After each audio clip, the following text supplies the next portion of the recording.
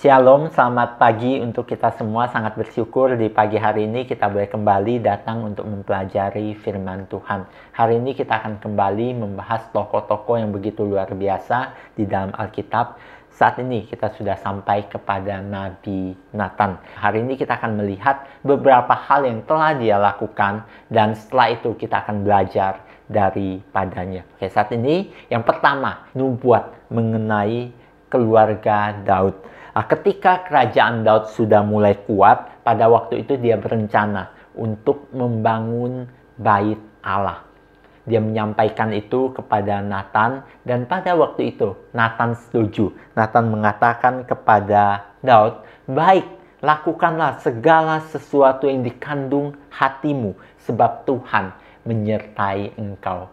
Namun setelah Nathan pulang dan Tuhan datang kepadanya dan berkata kepada Nathan bahwa bukan Daud yang akan membangun bait Allah, tapi Salomo. Tuhan berkata kepada Nathan di dalam 2 Samuel 7 ayat 12 sampai 13, "Aku akan membangkitkan keturunanmu yang kemudian anak kandungmu, dan aku akan mengokohkan kerajaannya. Dialah yang akan mendirikan rumah bagi namaku, dan aku akan mengokohkan tata kerajaannya untuk selama-lamanya." Berita ini merupakan berita yang sangat sulit untuk disampaikan kepada Daud. Kenapa? Karena pada waktu itu mungkin saja jika Nathan menyampaikan itu kepada Daud, Daud akan merasa tersinggung, dan mungkin juga Nathan akan dianggap seorang yang pelin-pelan. Sebelumnya berkata Tuhan akan memberkatimu, ini akan dilakukan dengan baik. Namun saat ini harus mengatakan bahwa bukan engkau yang mendirikan bait Allah ini.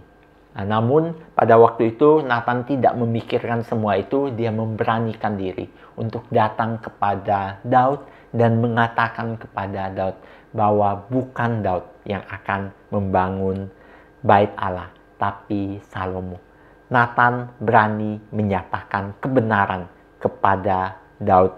Yang kedua, yaitu teguran kepada Daud. Kita tahu dalam hidupnya Daud pernah melakukan kesalahan yang begitu besar. Pada waktu itu Daud membunuh Uria dan mencuri paksa istri Uria dengan berbagai cara dan trik-trik atau rencana yang busuk. Dia membunuh Uria, dan ini merupakan kejahatan yang begitu besar. Pada waktu itu Tuhan mengetahui hal ini dan memerintahkan kepada nabinya, yaitu Nathan, untuk datang menegur Daud. Kita bisa bayangkan betapa takutnya Nathan pada waktu itu untuk datang dan menegur rajanya. Namun setelahnya kita dapat melihat, walaupun itu merupakan sesuatu yang menakutkan, Nathan tidak peduli. Dia datang kepada Daud dengan cara yang begitu luar biasa dan perumpamaan yang begitu luar biasa. Dia menyatakan kepada Daud bahwa engkaulah orang yang telah melakukan kesalahan itu. Engkau orang yang layak dihukum. Dan pada waktu itu Daud bertobat. Kita lihat Nathan berani menyatakan kebenaran walaupun dia takut. Berikutnya adalah kisah di mana terjadi pergantian tata Daud. Ketika Daud telah tua, anak dari Daud yang bernama Adonia mengangkat diri menjadi raja. Pada waktu itu Nathan tahu jelas yang dipilih Tuhan untuk menjadi raja Israel adalah Salomo, karena ini telah dinubuatkan oleh Nathan.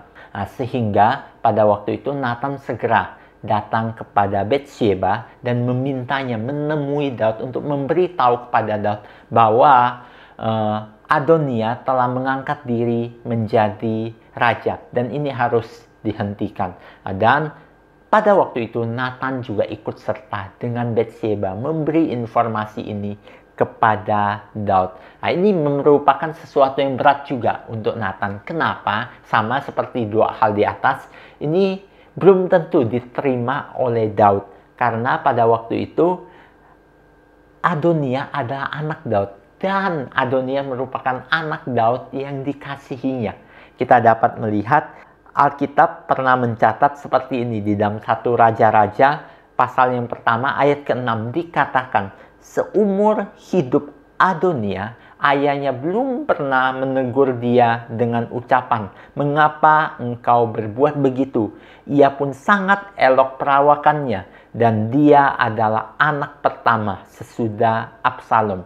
Dia adalah orang yang sangat layak menjadi raja menggantikan Daud, dan ini diterima oleh banyak orang pada waktu itu. Salah satunya adalah Yoab, panglima perang Daud yang begitu luar biasa.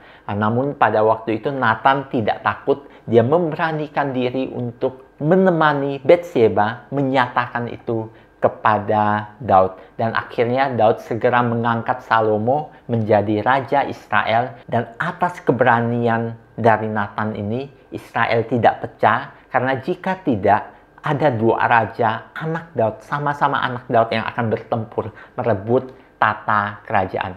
Pada waktu itu Nathan berani menyatakan kebenaran. Dari semua ini kita belajar dari Nathan di sini, dia berani menyatakan sesuatu yang benar. Dia tahu jelas bahwa yang benar pasti adalah sesuatu yang baik, dan yang baik belum tentu benar. Ini hal pertama. Hal kedua yang dapat kita pelajari dari Nathan adalah dia selalu hati-hati dalam bertindak. Dia merencanakan semua hal dengan begitu luar biasa. Sebelum dia berkata-kata atau bertindak, dia telah merencanakan dan memikirkan semua itu dengan baik. Kiranya ini boleh menjadi berkat untuk kita semua. Kiranya Tuhan memberkati kita. Soli Deo Gloria.